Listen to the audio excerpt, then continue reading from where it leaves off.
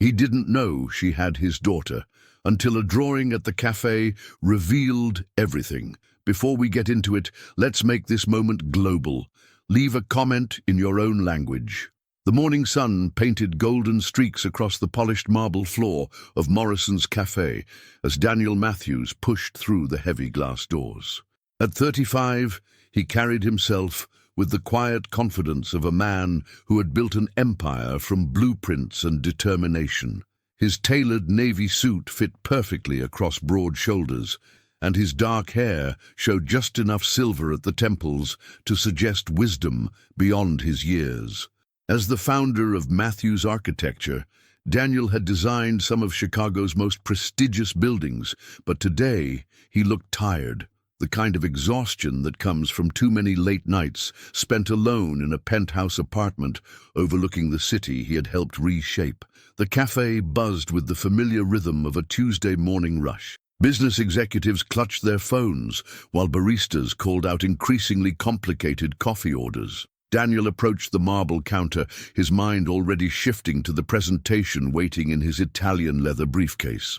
The Wellington Tower project would secure his firm's reputation for the next decade, but lately even the biggest victories felt hollow.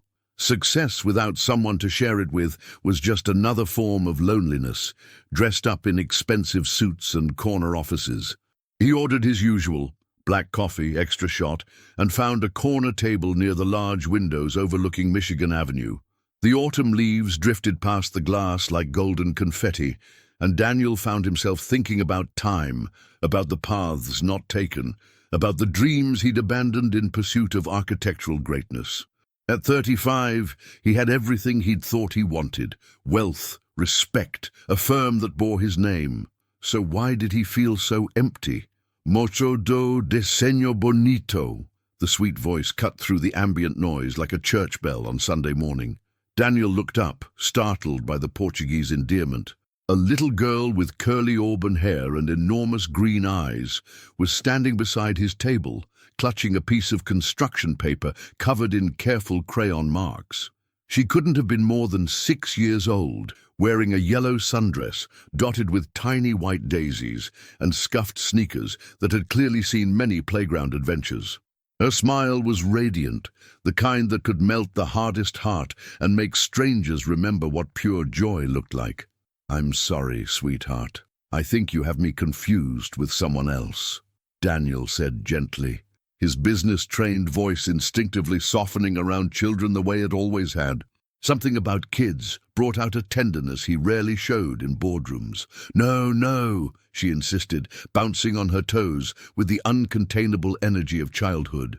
"You're the mucho do diseño bonito. Look!" She thrust the paper toward him with both small hands, her face glowing with excitement and certainty. Daniel's breath caught in his throat. On the paper, drawn in careful crayon strokes that showed unusual artistic skill for such a young child, was the letter A, surrounded by 3 figures: a tall man with dark hair, a woman with long wavy locks, and a small child between them. All 3 figures were smiling, their hands connected in an unbroken chain of love and belonging. Above them, written in shaky but determined letters, were the words "Daddy Daniel" in bright red crayon. The coffee cup slipped from his suddenly nerveless fingers, hitting the table with a sharp clink that made several nearby customers look over. Daniel stared at the drawing as if it held the secrets of the universe. The man in the picture had his eyes, his build, even the way he stood with one shoulder slightly higher than the other, a detail no child should know unless they'd studied him closely. "Lily, honey, come back here right now. You can't just run up to strangers like that." The voice behind him was achingly familiar, sending shockwaves through Daniel's entire nervous system like lightning striking twice in the same place. He turned slowly, his heart hammering against his ribs so hard he was sure everyone in the cafe could hear it. Standing 3 feet away, looking exactly like the woman who had haunted his dreams for 6 long years, was Emily Chen. Her long black hair cascaded over one shoulder in waves that caught the morning light, and she wore a simple blue dress that highlighted eyes the color of storm clouds before rain. She was still breathtakingly beautiful, But there were subtle changes that spoke of years lived and battles fought. Tiny lines around her eyes that told stories of sleepless nights, a wariness in her posture that hadn't been there in college, and a strength in her bearing that suggested she'd learned to stand alone against the world. "Daniel?" Emily's voice was barely a whisper, but it hit him like a physical blow. The coffee cup in her hand trembled slightly, sending ripples across the dark surface like a pond disturbed by a falling stone. Emily. Her name fell from his lips like a prayer he'd forgotten he knew how to say, like coming home after years of wandering in the wilderness. The little girl, Lily, looked back and forth between them with growing excitement, clearly sensing the electricity in the air even if she didn't fully understand its source. "Mommy, this is him. This is the Mocho de Diseño Bonito from your pictures. The one you talk to when you think I'm sleeping." Emily's face went pale as winter moonlight. "Lily, sweetie, go sit at our table. Now." But there was no real authority in her voice, just shock and something that looked dangerously close to hope. But Lily was already climbing into the chair across from Daniel, her drawing still clutched in her small fists, like a treasure she'd been waiting her whole life to share. "Are you really my daddy, Daniel? Mommy has your picture in her jewelry box, and sometimes she takes it out and tells you about me and about school and about her work at the gallery. She says you have kind eyes and that you would love me if you knew me. Do you like my drawing? I made it special for you because I dreamed about you last night." Daniel felt the world tilt on its axis, as if gravity had suddenly decided to work sideways. The noise of the cafe faded into a distant hum, and all he could hear was the sound of his own heartbeat and this child's innocent voice reshaping his entire understanding of his life. His eyes moved from Lily's expectant face to Emily's stricken expression, and suddenly everything clicked into place with devastating clarity. The timeline, the child's age, the unmistakable resemblance in her smile, his grandmother's chin, his father's artistic hands. "Emily," he said again, his voice hoarse with emotion and disbelief. "Is she?" Emily closed her eyes, and a single tear slid down her cheek like a silver trail marking the end of years of solitude.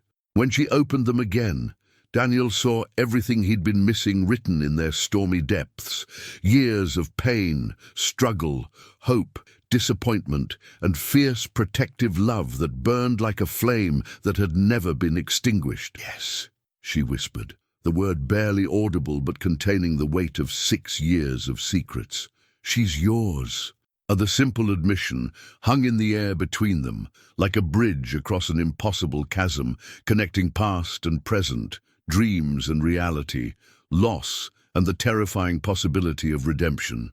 Daniel stared at Lily, his daughter, his flesh and blood, the child he'd never known existed, who was now carefully smoothing out her drawing on the table, completely oblivious to the seismic shift that had just occurred in all their lives. But as Daniel reached out with trembling fingers to touch the edge of the paper, to make this moment real, a shadow fell across their table like a dark cloud blocking out the sun. Emily's face transformed into a mask of terror so absolute and bone-deep that it chilled Daniel to his very soul. Someone was standing behind him, someone whose presence could turn Emily's hope into fear with nothing more than their shadow. And as Daniel turned to see who had arrived to shatter this moment of impossible reunion, he realized that some ghosts from the past never stayed buried. They just waited for the perfect moment to rise again. "Mrs. Chen, what a delightfully unexpected surprise." The voice was silk poured over razor blades, cultured and commanding in a way that made everyone within earshot unconsciously straighten their shoulders and lower their voices. Daniel looked up to see a woman in her early 60s approaching their table with the measured grace of someone accustomed to commanding rooms full of powerful people. Catherine Matthews was impeccably dressed in a pearl grey Chanel suit that probably cost more than most people's monthly salary. Her silver hair swept into a perfect chignon that hadn't moved, despite the October wind outside. Everything about her screamed old money and inherited power, From her vintage Hermes handbag to the way she moved through the crowded cafe, as if she owned not just the building, but everyone in it. "Mrs. Matthews," Emily said, her voice carefully neutral, but Daniel caught the slight tremor in her hands as she instinctively moved closer to Lily's chair. The transformation was immediate and heartbreaking. The woman who had just been radiating joy at their reunion now looked like a deer that had suddenly found itself in a hunter's crosshairs. Daniel's blood turned to ice in his veins. "Mother!"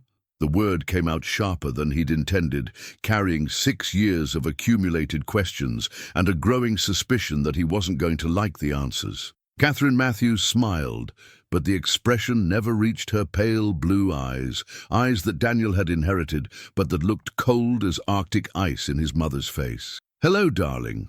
I was just having coffee with Senator Hamilton's wife when I noticed you from across the room. Imagine my surprise to see you here with—" She paused deliberately, her gaze shifting to Emily with the kind of calculated assessment a general might give enemy terrain. "Old acquaintances." Lily, sensing the tension even if she didn't understand its source, scooted her chair closer to Daniel's. Her small hand reached out and touched his arm with the unconscious trust that only children possess. "Are you Daniel's mommy?"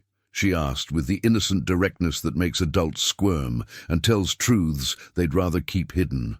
Catherine's smile became positively glacial, her expression Daniel had seen her use on business rivals just before she destroyed their careers. And who might this charming little girl be? "I'm Lily. I'm 6 3/4, and I made this drawing for my daddy Daniel." Lily held up her artwork proudly, completely unaware that she was navigating an emotional minefield that had been 6 years in the making. "Do you want to see? It's our family. Mommy says families are made of love, not just blood, but we have the same blood too because—" "Lily, sweetie, why don't you finish your hot chocolate?" Emily interrupted quickly, but Daniel heard the fear underneath her gentle tone. The silence that followed was deafening, filled with the weight of secrets and lies and years of carefully maintained deception. Daniel watched his mother's face cycle through shock, calculation, and finally settling on a mask of polite interest that he knew from experience meant she was planning something dangerous. "How fascinating," Catherine said slowly, each word precisely enunciated. "Emily, I wasn't aware you had a child. You've been quite private about your personal life." "There are many things you're not aware of, Mrs. Matthews," Emily replied, her voice gaining strength. She placed a protective hand on Lily's shoulder, and Daniel saw steel beneath her gentle exterior that he didn't remember from their college days. Daniel found his voice, though it felt like speaking through broken glass. "Mother, what are you doing here?" "Really? Having coffee, as I said." Catherine's tone was light, conversational, but her eyes never left Lily's face, studying her with the intensity of a scientist examining a particularly interesting specimen. "Though I must say, the resemblance is quite striking. Those eyes, that stubborn chin." "Tell me, dear," she addressed Lily directly, ignoring Emily's sharp intake of breath. "How long have you been coming to this cafe with your mother?" "Since I was little," Lily answered happily, oblivious to the undercurrents swirling around her. "Mommy brings me here every Tuesday morning before school. She says it's our special tradition. We sit at table 7 by the window, and I practice my letters while she drinks coffee that smells like vanilla and dreams. Sometimes I draw pictures of people I see in my dreams, and Mommy helps me write their names." Catherine absorbed this information with the calculating precision of a chess master planning her endgame. "Every Tuesday. How delightfully routine of you, Emily. Predictable schedules can be so convenient." The implication hit Daniel like a physical blow to the chest. His mother had known. She had known Emily came here, known about Lily, and somehow she had orchestrated this entire meeting. But why? And more terrifyingly, how long had she been watching them, pulling strings, manipulating their lives from the shadows? "Daniel," Emily said quietly, her voice tight with barely controlled emotion and what sounded like barely suppressed panic. "We should go. Lily will be late for school." No, Daniel said firmly, surprising himself with the vehemence in his voice. Something was happening here, something that went deeper than a chance encounter, and he was tired of being the only person in the room who didn't understand the rules of the game being played. We need to talk, all of us. All. He looked directly at his mother, and for the first time in his adult life, he didn't flinch from the ice in her stare. Starting with why you never told me that Emily had a child. Catherine laughed, a sound like expensive crystal shattering on marble floors. My dear boy, why would I burden you with information about every woman you dated in college? You've built a very successful life, a life that matters. You have responsibilities, commitments, a reputation to maintain. The Wellington Project alone will secure your future for decades. Some things are better left in the past, where they belong. She's my daughter, Daniel said, the words feeling strange and wonderful and terrifying on his tongue. As he spoke them, he realized they felt more true and important than any architectural achievement he'd ever accomplished. Allegedly, Catherine replied smoothly, and the single word carried enough poison to kill hope. Lily's face scrunched up in confusion, her artistic intuition picking up on emotions she couldn't name. What does allegedly mean? Is it a bad word? Mommy says I shouldn't use bad words even when I'm really mad. Emily's composure finally cracked like ice under pressure. It means Daniel's mother doesn't believe you're his little girl, sweetheart. Some people need lots of proof before they believe in love. But I am, Lily protested, looking between the adults with growing distress that made Daniel's heart ache. I have his eyes and his smile, and Mommy showed me pictures, and I drew him before I even met him because I see him in my dreams sometimes. He's always looking for something in my dreams, and now I know he was looking for us. The last statement sent a chill through Daniel that had nothing to do with the October wind rattling the cafe windows. He leaned forward, studying his daughter's face intently. Those were definitely his eyes, the same unusual shade of brown with gold flecks that his grandmother had called autumn eyes. And when Lily smiled, it was like looking in a mirror from 30 years ago, before life had taught him to hide his emotions behind professional masks. Emily, he said softly, why didn't you tell me? 6 years, Emily. 6 years I could have been part of her life, 6 years of bedtime stories and scraped knees and first days of school. How could you keep this from me? Emily's control shattered completely. Tears streamed down her face as she gathered Lily into her arms, and Daniel saw years of accumulated pain and exhaustion in every line of her body. You left, Daniel. You disappeared without a word, without a goodbye, without even a phone call to say you were done with us. I waited for months. I called your apartment until the number was disconnected. I went to your office until security told me to stop coming. I even tried to reach you through mutual friends, but you were gone. Like you'd never existed, like what we had meant nothing to you. That's impossible, Daniel said. But even as he spoke, pieces of a larger puzzle were clicking into place with sickening clarity. His mother's insistence that he moved to the penthouse across town right after graduation. The way his mail had been forwarded for months while he was busy establishing his firm. The messages from old friends that never seemed to reach him. The social invitations that mysteriously got lost.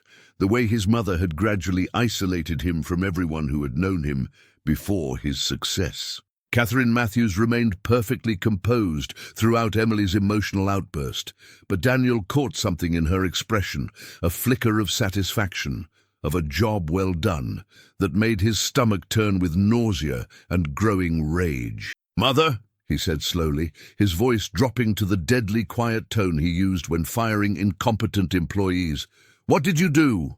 But before she could answer, Lily pulled away from Emily and walked directly to Daniel's chair. Without hesitation, she climbed into his lap, her small arms wrapping around his neck with the complete trust that only children can give. Her weight was solid and warm and real in a way that made all his professional achievements seem like shadows. "Don't be sad, Daddy Daniel," she whispered against his ear, her breath sweet with hot chocolate. "I dreamed about you lots of times. In my dreams, you were always looking for something, walking through empty rooms and calling someone's name. Maybe you just got lost on the way to finding us." Daniel's heart shattered and rebuilt itself in the space of those few words. He held his daughter close, breathing in the sweet scent of her strawberry shampoo, feeling the solid warmth of her small body against his chest, and realized that this moment was worth more than every building he'd ever designed, every award he'd ever won, every dollar he'd ever earned. And in that moment, he realized that nothing, not his business, not his reputation, not his relationship with his mother, not even his own fear, mattered more than this child and the woman who had raised her alone while he lived in ignorant bliss. But as he looked up to meet Emily's eyes over Lily's head, he saw something there that made his blood run cold. Not just fear, but the kind of bone-deep terror that comes from facing an enemy who has already proven they'll stop at nothing to win, who has resources and connections and the kind of power that can make people disappear from each other's lives. Catherine Matthews was smiling again, and this time Daniel recognized the expression. It was the same look she'd worn when she'd convinced the city council to approve the demolition of the historic Riverside Theatre, clearing the way for her husband's development project, the same look she'd had when she'd destroyed his father's business partner over a perceived slight, the look of someone who always got what they wanted, no matter the cost to others. She was planning something, and whatever it was, Daniel had the sinking feeling that Lily and Emily were about to become casualties in a war they didn't even know they were fighting. A war his mother had been waging in secret for 6 long years. The confrontation in the cafe had ended with Catherine's graceful exit, but not before she'd made one chilling statement that hung in the air like smoke after a fire. Family secrets have a way of coming to light, don't they? I do hope you're prepared for that, Emily dear. Now, 3 hours later, Daniel sat in Emily's small but cozy apartment above her art gallery on Oak Street. The space was a testament to Emily's artistic eye and her ability to create beauty, even on a limited budget. Warm afternoon light filtered through gauze curtains, illuminating carefully curated pieces, some Emily's own work, others from local artists she represented. Books were stacked on every available surface, most of them children's stories and art books, and Lily's drawings covered the refrigerator like colorful prayers to a future she'd always believed would include her father. Lily had fallen asleep on the faded velvet couch after lunch, exhausted from the emotional morning, her precious drawing still clutched in her small fist, even in sleep. She'd spent an hour showing Daniel every picture she'd ever drawn of him, chattering excitedly about the dreams that had guided her artistic hand, completely unaware that she was describing a father who had been stolen from her by manipulation and lies. "She meant every word," Emily said quietly, curling her feet under her as she settled into the worn armchair across from Daniel. She'd changed from her blue dress into jeans and a soft grey sweater, and with her hair loose around her shoulders, she looked more like the girl he'd fallen in love with in college. But there was steel beneath the softness now, a hardness earned through years of fighting battles alone. "Your mother isn't going to let this go, Daniel. This isn't over. If anything, it's just beginning." Daniel studied the woman he'd never stopped loving, even when he'd convinced himself she was just a memory best left buried. Even now, 6 years later, and with the weight of single motherhood etched in the fine lines around her eyes, Emily was the most beautiful woman he'd ever known. But more than that, she radiated a strength he didn't remember from their college days, the kind of resilience forged in the fire of raising a child alone while building a business and maintaining hope that someday, somehow, truth would find its way to light. "Tell me everything," he said, his voice rough with emotion and barely controlled anger. "From the beginning, what really happened after I supposedly left?" Emily's laugh was bitter as winter wind. "Supposedly? Daniel, you vanished like morning mist. One day we were making plans for the future, talking about moving to New York together so you could work for that prestigious firm you'd been courting. We were going to share a tiny apartment in Brooklyn, eat ramen noodles, and conquer the world together. The next day, your phone was disconnected, your apartment was empty, and everyone said you'd taken a job somewhere else and left town without looking back. I never left town, Daniel said firmly, his hands clenching into fists as the scope of his mother's deception became clearer. I moved to the penthouse district, yes, but I was here the whole time.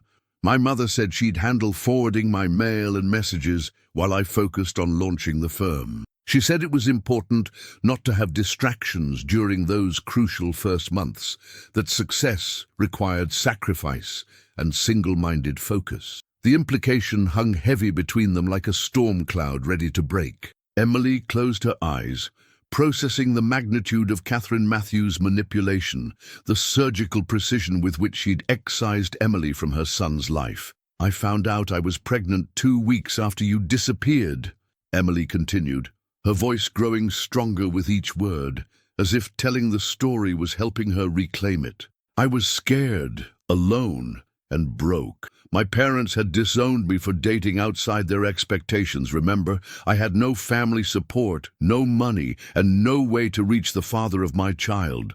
I tried everything I could think of to find you.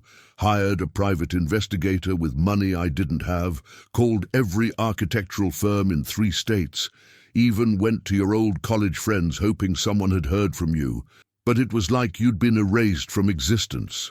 Daniel felt sick, imagining 19-year-old Emily, pregnant and abandoned, searching desperately for him while he was across town building the career his mother had demanded he prioritize above all else. Emily, I swear to you, I never knew. I know that now, she said softly, and he heard forgiveness in her voice that he didn't deserve. But then, I was 19, pregnant, heartbroken, and utterly alone. I was working 3 part-time jobs just to afford that tiny studio apartment, throwing up every morning from morning sickness and staying up late studying for finals because I was determined to graduate despite everything. But you did graduate with honors. Emily smiled, and for a moment he glimpsed the fierce determination that had carried her through those dark months.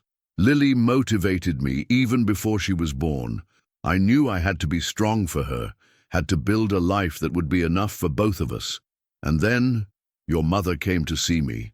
Daniel's blood chilled like ice forming on a winter lake. When? When I was about 4 months along and just starting to show. I was in my apartment, that tiny studio with the leaky faucet and the heater that only worked half the time, trying to study for my art history final when there was a knock at the door. I opened it and there she was.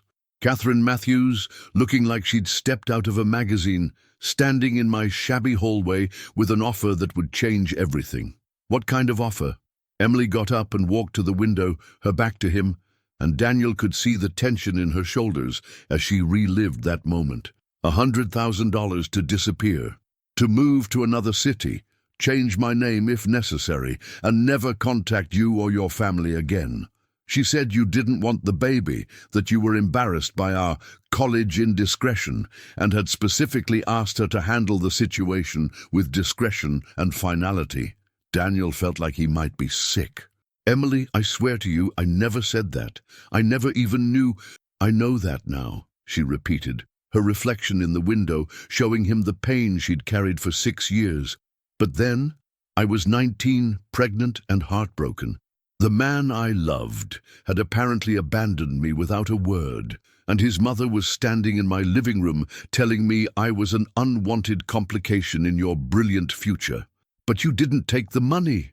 Emily turned back to him, and he saw fire in her grey eyes, the same fire that had made him fall in love with her all those years ago. No, I told her that if you really didn't want us, you could come and tell me yourself that I deserved at least that much respect after 2 years together, after all the dreams we'd shared. What did she say to that? She smiled, that same cold smile she gave us today. And she said, "My dear girl, if Daniel wanted to see you, don't you think he would have called by now?" Then she left her business card on my coffee table and said I had 24 hours to decide. After that, the offer would be permanently withdrawn. Daniel stood up abruptly, pacing to the other side of the small room like a caged animal. She intercepted everything, every letter you must have written, every message, every attempt to reach me. My God, Emily, she stole 6 years from us, 6 years of Lily's life that I can never get back. There's more, Emily said quietly, and something in her tone made him stop pacing and look at her carefully. What do you mean? Emily walked over to an antique secretary desk in the corner and pulled out a thick manila folder, worn at the edges from frequent handling. Your mother didn't give up after I refused her offer. Over the years, she's been monitoring us, watching, waiting. Monitoring you how? Private investigators, I think. Maybe more than that. Every few months over the past 6 years, I'd noticed the same car parked across the street from the gallery for days at a time. Or someone would ask my neighbors seemingly innocent questions about Lily and me, what time we left in the morning, who visited us, what our routines were. When Lily started school, there were mysterious inquiries about her academic records, requests for information that had no legitimate source. When I applied for a small business loan to expand the gallery 2 years ago, it was denied, despite my perfect credit score and solid business plan. Daniel's hands clenched into fists as the pattern became clear.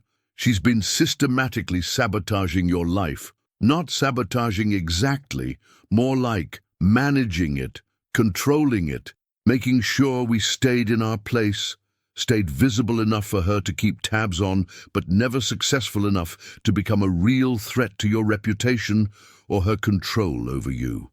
Emily opened the folder and handed him a stack of photographs that made his blood run cold. Professional surveillance photos, all of them. Pictures of Emily walking Lily to school, of them at the playground, of Lily's 6th birthday party in this very apartment, all taken with a telephoto lens from a distance, like evidence in a criminal investigation. Jesus Christ, Daniel breathed, flipping through image after image of his daughter growing up without him, his life documented by strangers paid to watch and report. There's a pattern, Emily continued, her voice gaining the sharp edge of someone who had been underestimated for too long. Whenever something good was about to happen for us, a potential big client for the gallery, a scholarship opportunity for Lily's art classes, even just a chance at a better apartment, something would go wrong. A sudden concern about my business practices would reach potential clients, or Lily would mysteriously not meet requirements she'd easily qualified for the week before. Daniel sank back into his chair, overwhelmed by the scope of his mother's manipulation and control. It wasn't just that she'd separated them. She'd been actively working to keep them struggling, keep them from building the kind of life that might threaten her carefully constructed narrative. "How long have you known?" he asked. "I started connecting the dots about 2 years ago, when the patterns became too obvious to ignore. But I didn't have proof until last month." "What happened last month?" Emily hesitated, then pulled a letter from the folder with hands that trembled slightly. "Lily was selected for the Young Artists Academy summer program. It's incredibly prestigious, Daniel, full scholarship, everything paid for. It would have been life-changing for her artistic development, a chance to study with real masters, to be around other gifted children who understood her passion." Daniel read the letter, his anger growing with each carefully crafted word. It was from the academy, regretting to inform them that due to new information about the family's financial situation and stability, they were withdrawing the scholarship offer, effective immediately. "But that's not all," Emily said, her voice dropping to almost a whisper. "The same day that letter arrived, I received a visit from a very well-dressed woman who claimed to be a representative from a private educational foundation. She said they'd heard about Lily's exceptional artistic talent and wanted to offer her an even better opportunity, a place at an exclusive boarding school in Switzerland, all expenses paid, with access to the finest art instructors in Europe." Daniel's eyes narrowed as the trap became clear. "Let me guess. This generous offer came with conditions. complete severance from family. The child would need to be free from distractions to fully develop her potential. I would be allowed one supervised visit per year, and all communication would go through the school administration. My mother is trying to take her away from you. Emily's smile was sharp as a blade. Not trying, Daniel. She's succeeding. The pressure has been escalating dramatically over the past month. Yesterday, I received notice that the gallery's lease is being terminated due to structural concerns that didn't exist a week ago. My apartment lease is up for renewal next month, and suddenly my landlord has other plans for the space. Every door is closing, every option is disappearing. Daniel stood up, his jaw set with grim determination. She's trying to force you to take the money and disappear. With one new condition, Emily said quietly. The offer is now $200,000, but I have to sign papers giving up all parental rights. Lily would legally become a ward of the Matthews family trust. The room fell silent except for the soft sound of Lily's breathing from the couch. Daniel looked at his daughter, really looked at her. In sleep, the resemblance was even more striking. She had his stubborn chin, his long eyelashes, and that same little furrow between her brows when she concentrated or dreamed.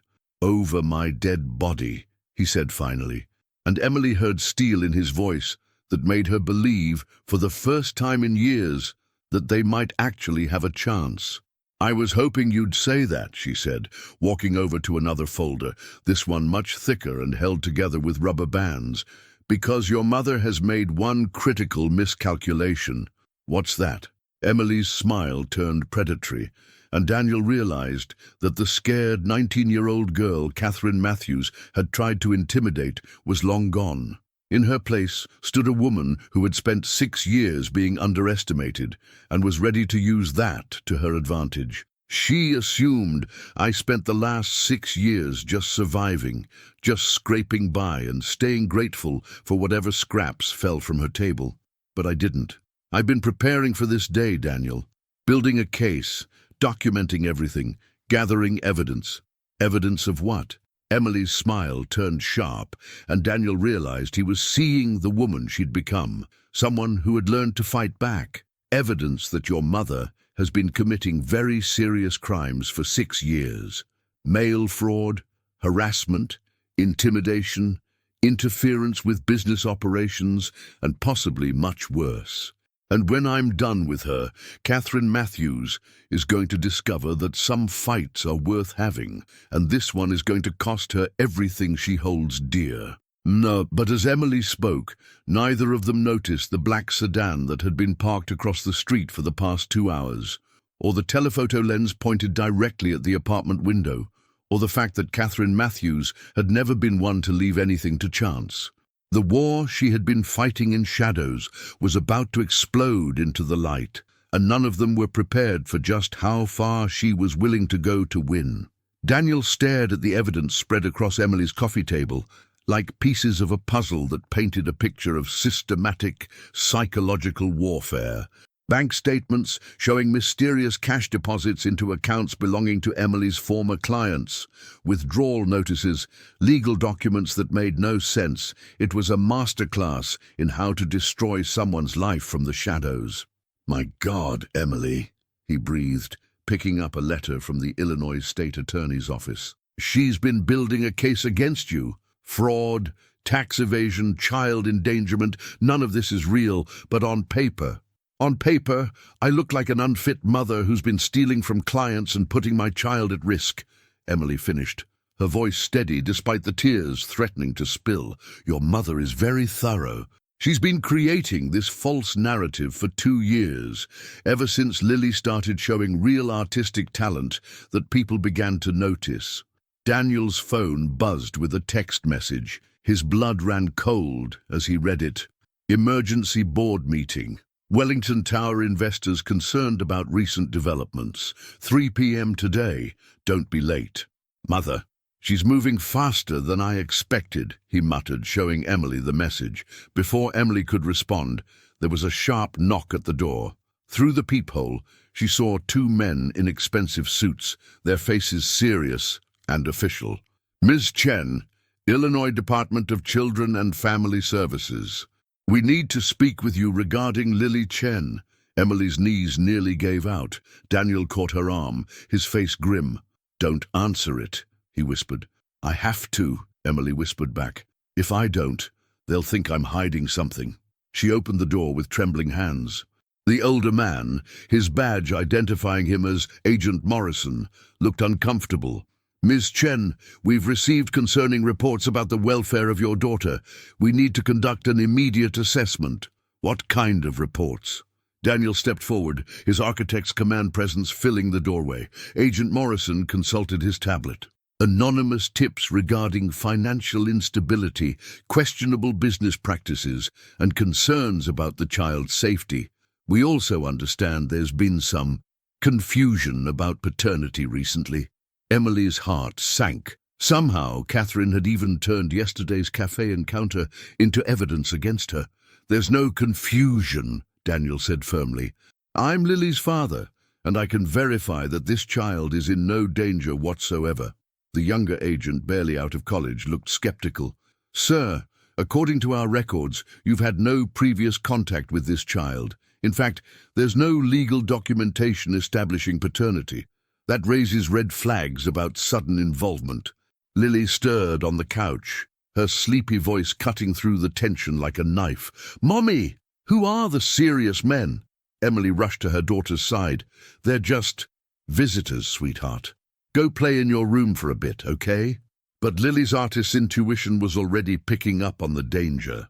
She looked at Daniel with eyes too wise for her 6 years.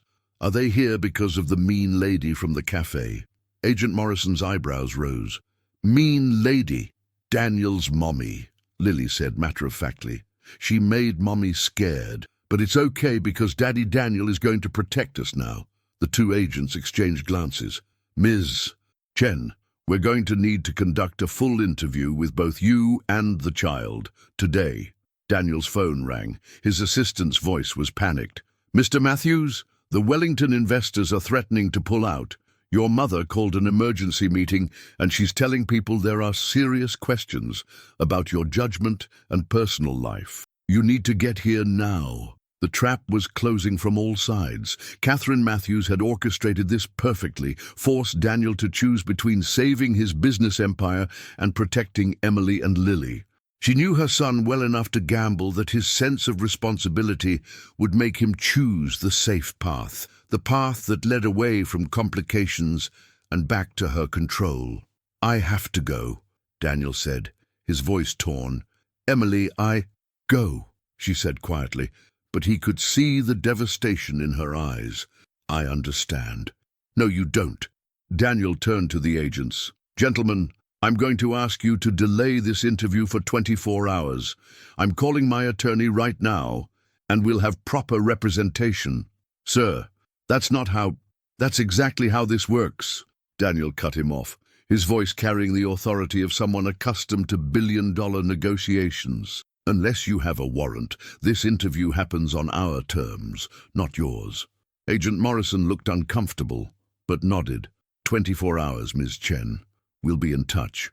After they left, Emily sank onto the couch next to Lily.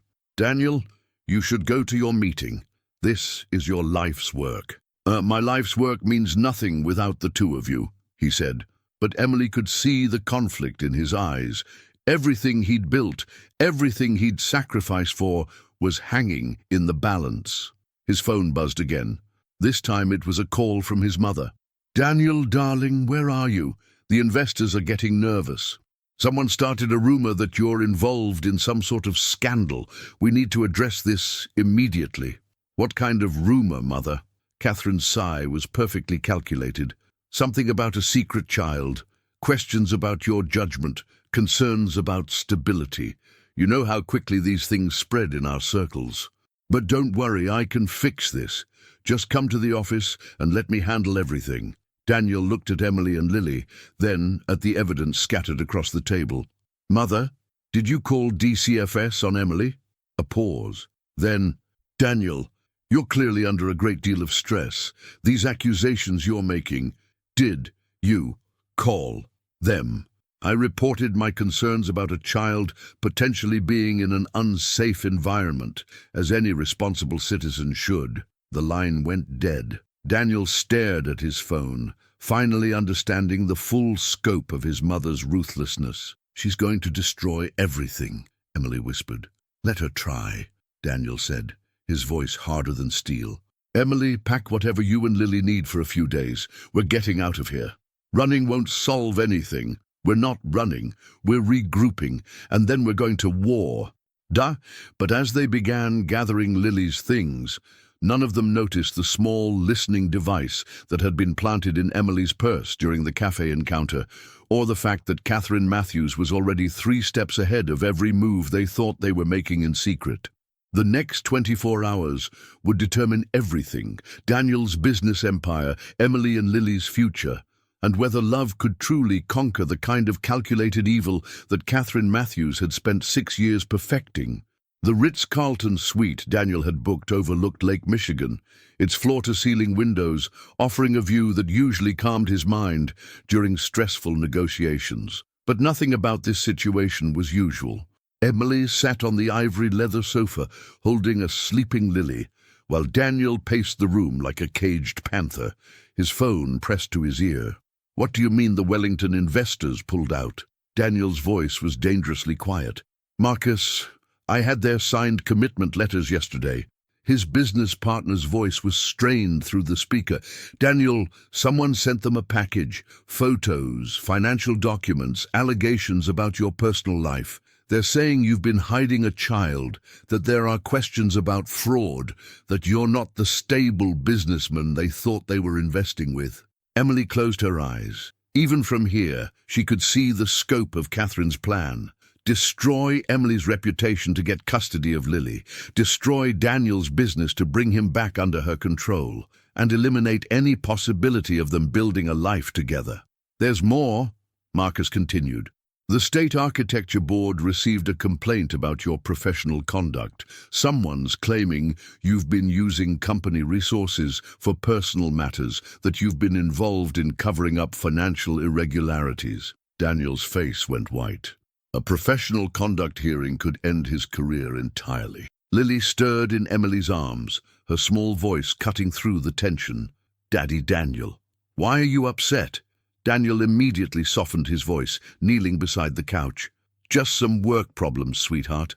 Nothing for you to worry about." But Lily's unusual intuition was already at work. She reached into her small backpack and pulled out a fresh piece of paper. "I drew this while you were on the phone," Emily gasped. The drawing showed a tall woman in a grey dress standing over 3 smaller figures, Daniel, Emily and Lily, who were trapped inside what looked like a cage. Above the woman, Lily had written "Mean Grandma" in her careful 6-year-old handwriting. "Lily, honey, when did you draw this?" "Just now. I see things sometimes before they happen." "Mommy, the mean grandma isn't done being mean yet." Before anyone could respond, there was a knock at the suite door. Daniel looked through the peephole and saw 2 different DCFS agents, accompanied by a police officer. "She found us," Emily whispered, her face pale. "How?" Daniel demanded. But even as he asked, he was thinking about his credit card, the hotel reservation, the paper trail that someone with Catherine's resources could easily follow. Agent Rodriguez spoke through the door. "Ms. Chen, we have a warrant for emergency custody. Please open the door." Emily's world tilted. "A warrant? How could they get a warrant so fast?" Daniel was already on his phone with his lawyer. "Emergency custody warrants require evidence of immediate danger," he muttered while dialing. What could she possibly have? His phone buzzed with an incoming text from an unknown number. The message contained a single photo that made his blood freeze. Lily climbing into his lap at the cafe yesterday, but the angle made it look inappropriate, wrong, like something that could be misconstrued by people looking for reasons to believe the worst. "She's been planning this for years," Emily breathed, understanding flooding her features. "Every surveillance photo, every piece of evidence. She's been building a case that makes you look like a predator and me look like an enabler." The knocking became more insistent. "Ms. Chen, we're coming in." Daniel made a split-second decision that would change everything. Emily, take Lily into the bedroom and lock the door. Don't come out no matter what you hear. Daniel, what are you? Trust me, and whatever happens, know that I love both of you more than my own life. He opened the door to face 3 officials who looked like they'd rather be anywhere else. Gentlemen, I'm Daniel Matthews, Lily's father. I assume you have questions for me as well? Agent Rodriguez consulted his tablet. Actually, sir, we have some very serious concerns about your involvement with this family. What kind of concerns? The kind that suggest you may have been inappropriate with the child. We have photographic evidence and testimony suggesting— Stop! Daniel's voice carried absolute authority. Before you say another word, let me tell you exactly what's happening here.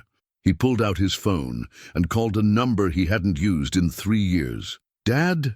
It's Daniel. I need that favor you said you'd always owe me. Emily couldn't hear the other side of the conversation, but she saw Daniel's face transform from desperation to grim satisfaction.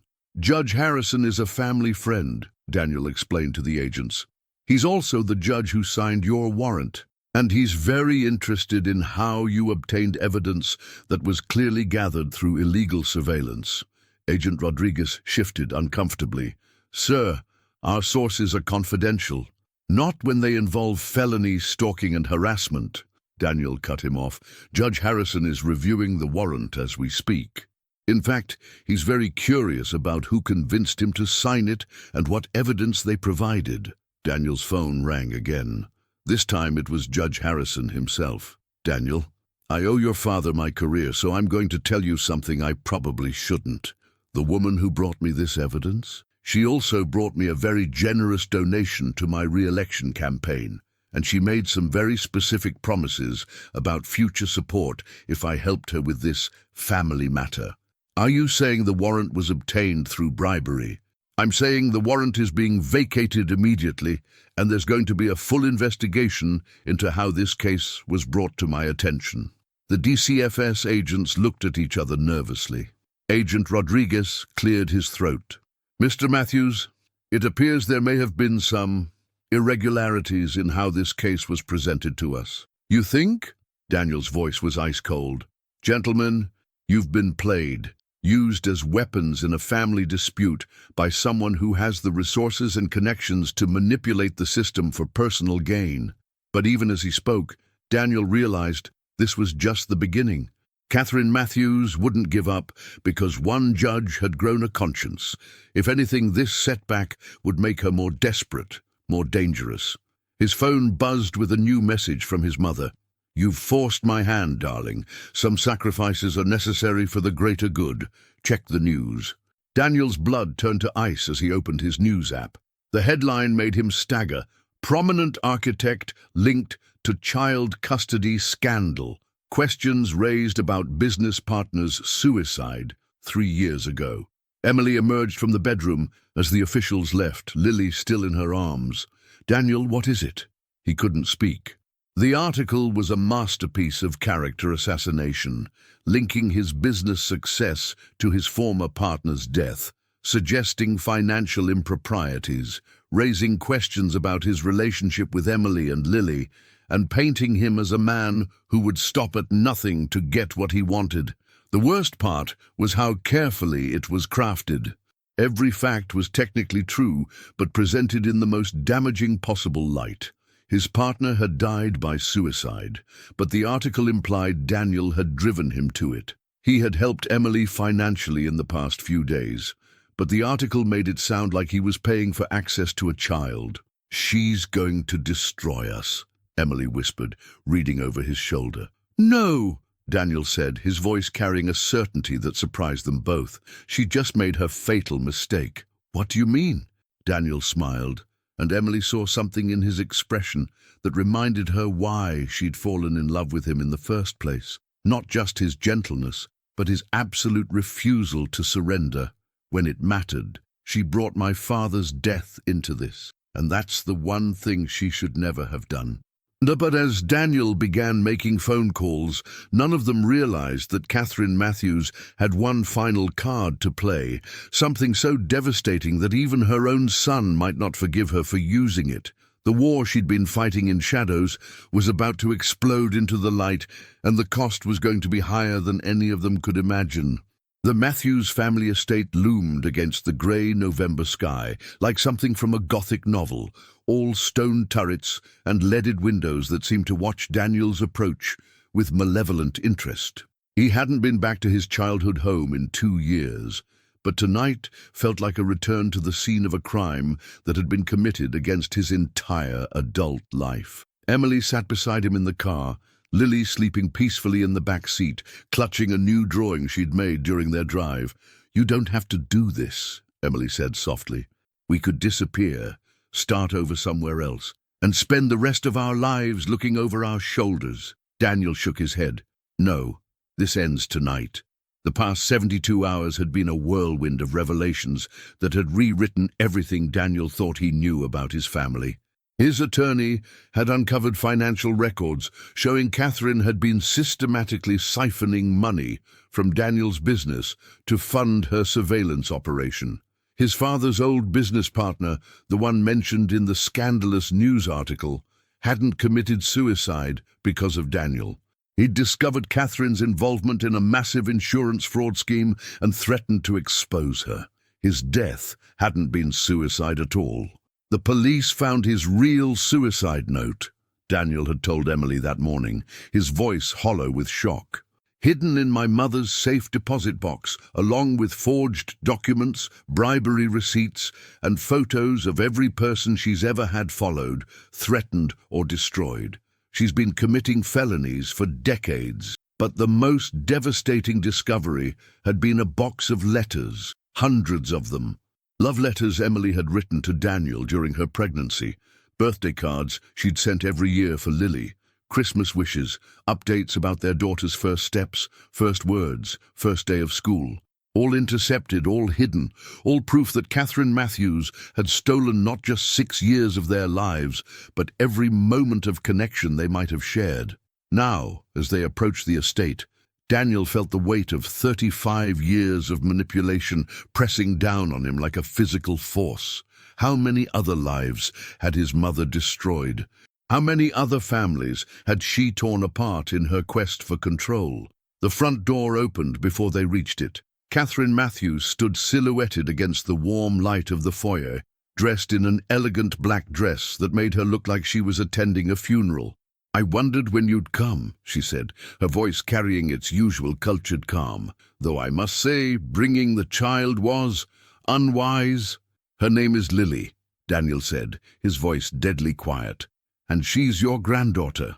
Catherine's smile was winter cold. "Is she? Without a paternity test, we only have the word of a woman who's proven herself quite capable of deception." Emily started to respond, but Daniel held up a hand. "Enough, Mother. I know everything. The insurance fraud, the forged suicide note, the bribes, the surveillance, all of it." Something flickered in Catherine's eyes, not fear but calculation. "I see you've been busy, though I suspect you haven't found everything yet. What else is there?" Catherine stepped aside, gesturing them into the house. "Come in, all of you. It's time we had a proper family meeting." And against every instinct screaming at him to run, Daniel led Emily and Lily into the house where he'd grown up. The grand foyer with its marble floors and crystal chandeliers looked exactly the same, but now it felt like a mausoleum, beautiful and cold and dedicated to preserving things that were already dead. Lily stirred in Emily's arms, her eyes opening to take in the opulent surroundings. "It's pretty," she whispered, "but it feels sad." Catherine overheard. "Children often have surprisingly accurate instincts." "Yes, dear, this house has seen its share of sadness. Would you like to see something special?" Before anyone could object, Catherine led them into her private study, a room Daniel hadn't entered since he was 12 years old. The walls were covered with photographs, documents, and what looked like a timeline spanning decades. "My life's work," Catherine said with obvious pride. You see, Daniel, you've always underestimated me. You think I'm just a controlling mother, but I'm so much more than that. Emily gasped. The wall was covered with photos of families, dozens of them, men, women, children, all candid shots taken from a distance. What is this? Daniel demanded. My collection, Catherine replied matter-of-factly. Every threat I've ever neutralized, every problem I've ever solved, every obstacle I've ever removed from your path to greatness. Daniel stared at the photos in growing horror. These are all families you've destroyed. I prefer managed. Do you see this young woman here? She pointed to a photo of a pregnant girl who couldn't have been older than 18. She claimed your brother James was the father of her child 20 years ago. The settlement was quite reasonable, and she's living very comfortably in Oregon now. Her son knows nothing about his father, of course. James has a son? Daniel's voice was barely a whisper. Had. Past tense, darling. The boy died in a car accident 5 years ago. Tragic, really, but these things happen when people don't know their proper place. The implication hung in the air like poison gas. Emily clutched Lily closer, understanding dawning in her eyes. You killed him. Ah, Catherine's laugh was genuinely amused. My dear girl, I'm not a murderer. I'm simply someone who understands that sometimes the universe needs a little guidance to produce the right outcomes. Lily had been quiet throughout this exchange, but suddenly she wriggled out of Emily's arms and walked directly to Catherine. Without fear, without hesitation, she looked up at her grandmother with eyes that seemed far too old for her 6 years. You're the monster from my dreams, she said matter-of-factly. But you're not scary anymore because I understand now. Oh? And what do you understand, little girl? Lily pulled out her latest drawing, the one she'd been working on in the car. It showed Catherine surrounded by dark shadows, but the shadows were falling away, revealing a small, frightened figure underneath. You're scared, Lily said simply. You hurt people because you're scared of being alone, but hurting people just makes you more alone. Catherine's composure cracked for the first time. What did you say? Daddy Daniel loves you even though you did bad things, and Mommy forgives people even when they hurt her. But you can't feel love because you're too scared to let anyone close enough. The room fell silent. Catherine stared at this 6-year-old child who had somehow seen through 35 years of carefully constructed facades to the wounded core beneath. You don't know what you're talking about, Catherine whispered, but her voice shook. Yes, I do, Lily replied. I dream about people's hearts. Yours is all locked up inside walls you built to keep from getting hurt, but the walls keep love out too. Daniel watched his mother's face cycle through emotions he'd never seen her express. Confusion, pain, fear, and something that might have been longing. I did it for you, Catherine said, her voice barely audible. Everything I did was to protect you, to give you the life you deserved. By stealing mine, Daniel shook his head, by keeping me from the woman I love and the daughter who needed me. By keeping you from making the same mistakes your father made. The words exploded out of her like a dam bursting. Do you think I enjoyed being married to a man who loved his business more than his family? Who died of a heart attack at his desk, working on another deal, another project that mattered more than the people who loved him? The truth hit Daniel like a physical blow. You were protecting me from becoming him. And you were going to throw it all away for some girl you met in college. You were brilliant, gifted, destined for greatness, and you were going to settle for ordinary happiness. Emily stepped forward, her voice gentle but firm. Mrs. Matthews, ordinary happiness is the only kind that matters. All your power, all your control, all your manipulation. What has it gotten you? You're sitting alone in this beautiful house, surrounded by the wreckage of lives you've destroyed, and you call that success. Catherine's mask finally shattered completely. Tears streamed down her face as she collapsed into a chair, looking suddenly fragile and elderly. I couldn't let him make my mistakes. I couldn't watch him choose love over ambition and regret it for the rest of his life. Lily walked over and gently placed her small hand on Catherine's knee, but he didn't have to choose. He could have both. Love makes people stronger, not weaker. Daniel knelt beside his mother's chair, seeing her clearly for the first time in decades. Mother, I would have chosen both. I did choose both. I built a successful business and loved Emily and Lily. The only thing that failed was your plan to keep us apart. Catherine looked up at her son through her tears. Can you ever forgive me? Daniel was quiet for a long moment. Then he took her hand. Yes, but forgiveness doesn't mean no consequences. You're going to turn yourself in to the police. You're going to make restitution to every family you've hurt, and you're going to get help. And if I do all that? Daniel smiled, and for the first time it reached his eyes. Then maybe you can be the grandmother Lily deserves. Maybe you can learn what real love actually looks like. Catherine looked at Lily, who was still standing beside her chair with no fear, only compassion. You really think an old woman like me can change? People can always change if they want to, Lily said with the wisdom of someone much older. But you have to want to be good more than you want to be right. 6 months later, Catherine Matthews was serving a supervised sentence, making restitution and undergoing therapy.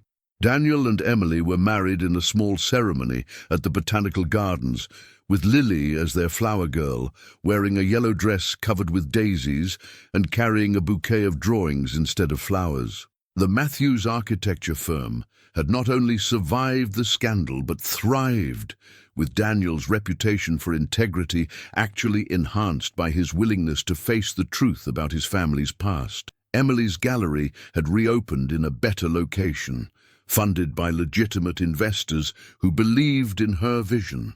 But the real triumph was simpler than business success or public vindication.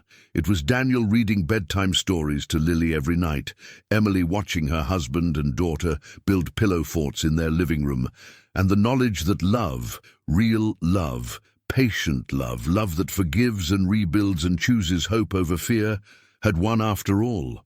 As Lily would later write in a school essay about families, love isn't something you earn or lose, it's something you choose every day, even when it's scary, especially when it's scary. And sometimes, if you're very lucky and very brave, that choice can rewrite history and create the happy ending that everyone deserves.